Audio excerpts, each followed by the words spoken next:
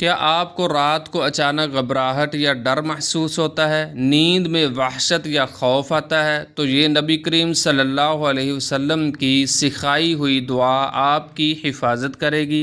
نبی کریم صلی اللہ علیہ وآلہ وسلم ایک زبردست دعا جو خوف، ڈر، گھبراہٹ اور شیطانی وسوسوں سے بچاتی ہے۔